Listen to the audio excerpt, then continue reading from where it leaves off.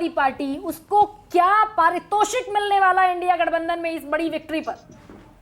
देखिए, जिसने सबसे बड़ा संग्राम लड़ा उसका जो पारितोषिक होना चाहिए सबसे बड़ा होना चाहिए। हाँ। आपने कही दिया कि मैन ऑफ द मैच, और पूरे दुनिया भर के जो लोकतंत्र और समाजवाद को मानने वाले लोग हैं, पूरे दुनिया भर के लोग अखिलेश यादव जी को जिस तरह से हम लोगों ने इस देश के सबसे बड़े तानाशाही और दुनिया की सबसे बड़ी पार्टी कहने वाली पार्टी के उसके धन बल को, उसके तमाम तरह के अहंकार को, उसके पैसे को, उसके सरकार पोषित कई तरह के जो आम आदमी के संरक्षण की संवैधानिक संस्थाएं होती हैं, वो समाजवादी पार्टी का दमन कर रही थी। फिर भी समाजवादी पार्टी ने माननीय अखिलेश यादव जी के समाजवादी और पीडिया अवधारणा ने हराया, तो सबसे बड़ा पारितोषिक तो होना भी चाहिए। तो क्या पारितोषिक बात है, वो मनोज सिंह काका कौन सा पारितोषिक हो सकता है? वो प्रधानमंत्री पद की उम्मीदवारी हो सकती है, वो कोई बड़ा कैबिनेट मिनिस्टर का रैंक हो सकता है, बड़ा पोर्टफोलियो हो सकता है, क्या आप एक्सपेक्ट कर रहे हैं? देखिए, हम कब नहीं चाहेंगे जो मुख्यमंत्री रहते हुए अगर उत्तर प्रदेश जैसे सूबे में 25 लाख लैपटॉप बांटते हो, एक्सप्रेसवे लाते हो। चल हो जा शुरू। केसरिया से मन जोगी हुआ रे, दिल झूमे देखो पतवारा हुआ रे, दिल झूमे देखो पतवारा हुआ रे। हर पल मनाओ केसरी त्योहार। विमल, बोलो जुबान केसरी। इस देश के इतिहास में पहली बार ऐसा हुआ कि फाइटर प्लेन जो है टच एंड फ्लाई किया स्टेट हाईवे पर, एक्सप्रेसवे पे। तो जिन्होंने उदाहरण स्वरूप, जिन्होंने सामाजिक, आर्थिक और राजनीतिक हर तरह की सबकी भागीदारी सुनिश्चित करी हो, हम तो चाहेंगे, कब नहीं चाहेंगे। और इस देश का, उत्तर प्रदेश का जनमानस चाहता है। जो लोग अखिलेश यादव जी की कार्यशैली और उनका व्यवहार देखे हैं, वो सब चाहते हैं कि ऐसे नेता देश के प्रधानमंत्री बने। देश के प्रधानमंत्री बने। तो ये अब नैरेटिव शुरू हो गया है। उधर नीतीश कुमार की पार्टी के लोग कह रहे हैं कि नीतीश कुमार से बेहतर प्रधानमंत्री नहीं हो सकता। अखिलेश यादव को प्रधानमंत्री बनाने की बात मनोज काका कह रहे हैं। और मनोज काका, कम से कम जो लंबी लड़ाई आपने लड़ी और आपने तमाम चीजों की आलोचना की, तमाम चीजों पर आपने आपत्तियां जाहिर की, आज कम से कम मुझे लगता है कि देश की ये जो संस्थाएं हैं, वो चुनाव आयोग हो, वो ईवीएम हो, इस तरह की जितनी भी आपकी शिकायतें थी, मुझे लगता है सारी शिकायतें कम से कम डाइल्यूट तो हुई होंगी मनोज सिंह काका।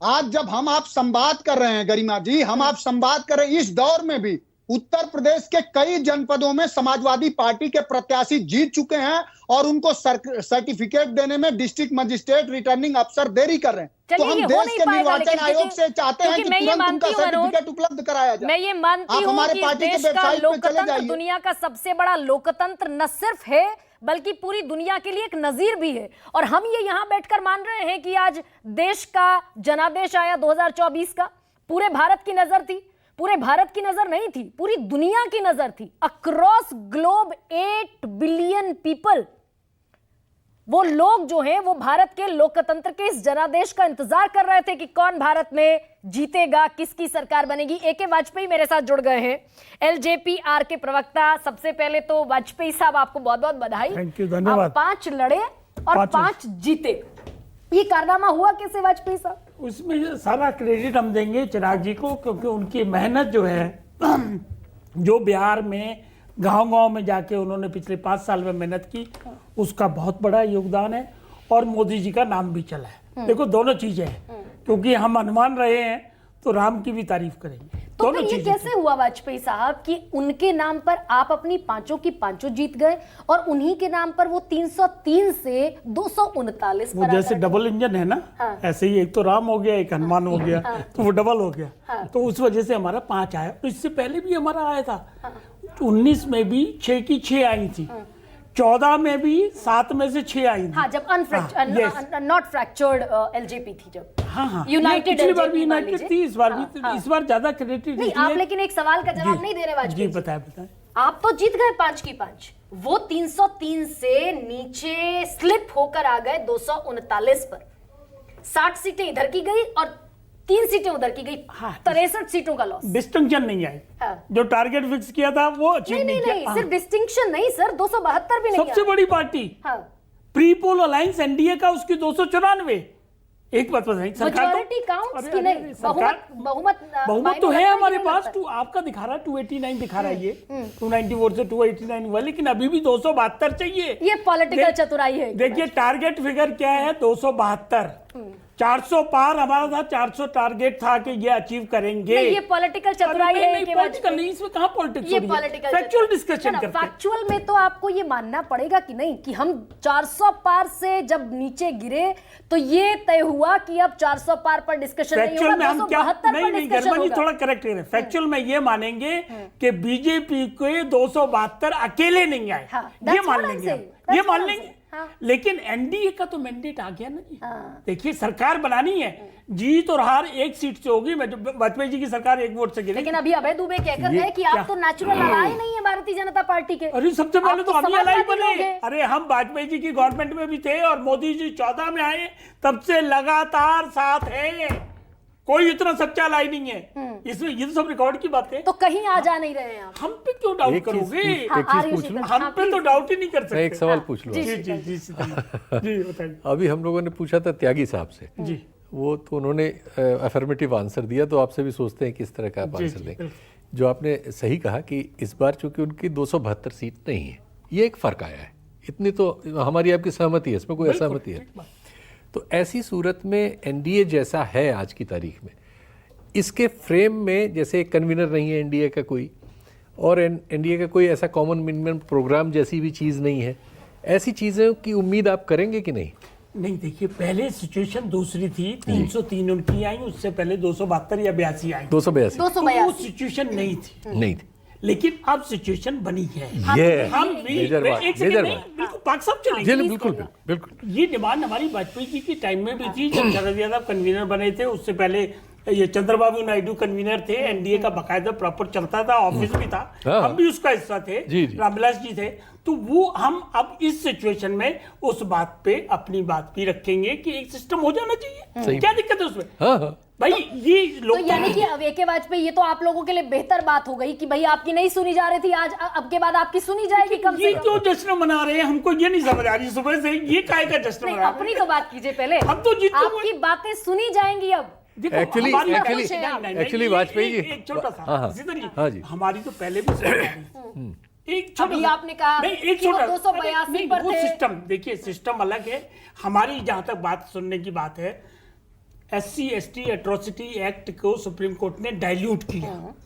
2019 पासवान जी तब थे, उन्होंने फौरन मोदी जी से बात की और मोदी जी को कन्विंस किया, तो पार्लियामेंट में आके अमेंड किया और उसकी स्थिति वैसे की, तो हमारी तो सुनी जा रही तो थी। मुझे अब ये आज एक आश्वासन देकर जाइए एके वाजपेयी, क्योंकि रामविलास पासवान तो कास्ट सेंसस के फेवर में थे, तो अब ये मान लूं कि ये जो तीसरी दफा आप सरकार में आ रहे हैं, जातिगत जनगणना हो जाएगी पूरे देश में? बिहार में तो हुई है ना। नहीं, मैं देश की बात कर रही हूं। एक सेकंड, बिहार में हुई है। मैं देश की बात कर रही हूं। दो चीजें, देश की बात कर रही हूं। देश का भी जवाब दे रहा हूं। बिहार में हुई ना, बीजेपी उसका हिस्सा थी, बीजेपी ने पास करके भेजा, और उसके बाद डेलीगेशन मिला था तेजस्वी यादव, नीतीश बाबू प्रधानमंत्री थे।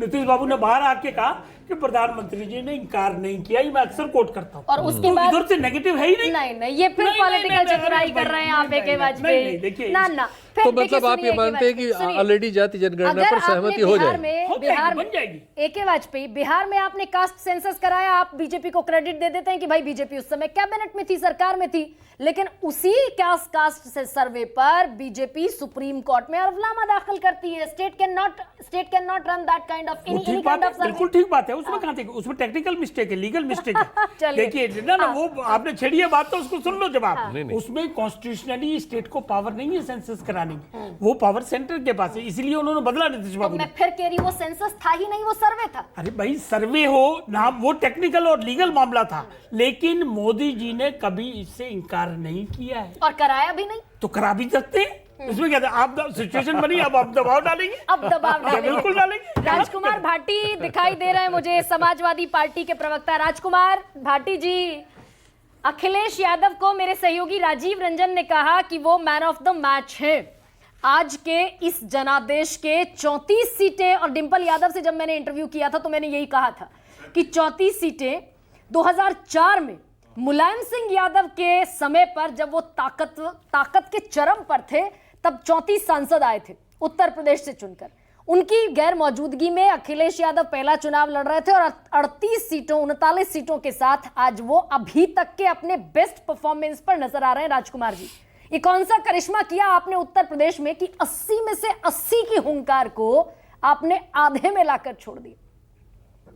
नहीं, राजीव रंजन जी जमीन से जुड़े हुए पत्रकार हैं, ग्राउंड रिपोर्टिंग करते हैं, और आपने भी और सुकेश रंजन ने भी एक शो में, मैं भी था उसमें, आप दोनों ने कहा था कि अखिलेश यादव ने टिकटों का बंटवारा बहुत बढ़िया किया। तो एक तो सबसे बड़ा तो इसमें योगदान ये है कि अखिलेश जी ने बहुत समझदारी के साथ जो वो पीडीए का नारा दे रहे थे लगातार 1 साल से, उस पीडीए को व्यवहारिक तौर पे प्रैक्टिकली लागू करते हुए टिकट बांटे। दूसरे, हमारी तैयारी लोकसभा चुनाव की 2 साल से चल रही थी। हमने बूथ कमेटियां बनाई, उन बूथ कमेटियों को प्रशिक्षण दिया, उन्हें मुद्दे बताए गए, उन्हें समस्याएं बताई गई। तीसरे, जो सामाजिक समीकरण अखिलेश जी ने बनाए, जैसे कि हमने 2 जनरल सीटों पर एससी कैंडिडेट उतारे। फैजाबाद सीट जहां राम मंदिर स्थित है, जो बीजेपी का मुद्दा था, जिसके नाम पे बीजेपी चुनाव जीतना चाह रही थी, वो सीट भी बीजेपी हारी है। लल्लू सिंह हार गए। अवधेश प्रसाद वहां से जीते हैं, जो कि एक अखिलेश यादव जी की दूरदृष्टि और एक विजनरी जो सोच है उसका सबूत है। फिर जो हमने मुद्दे उठाए चुनाव में, उत्तर प्रदेश के मतदाता ने ये संदेश साफ दिया इस देश को कि अब देश में जातिवाद की और धार्मिकता की, सांप्रदायिकता की राजनीति नहीं चलेगी, हवाबाजी नहीं चलेगी, जनता के असली मुद्दे उठाने पड़ेंगे। अखिलेश यादव जी लगातार अग्निवीर की योजना, पर्चा आउट होने के समस्या, किसानों की एमएसपी, ये तमाम मुद्दे लगातार अखिलेश यादव जी उठाते रहे। तो राजकुमार जी, मैं ये मानूं कि सरकार बनाने की पहल करेगा इंडिया अलायंस? ये तो हमारे बड़े नेता बताएंगे कि वो क्या करेंगे। अभी हमें देखिए, हम तो पार्टी के प्रवक्ता हैं, हमें जितना संदेश पार्टी की ओर से दिया जाता है हम उतना चैनल पे बोलते हैं।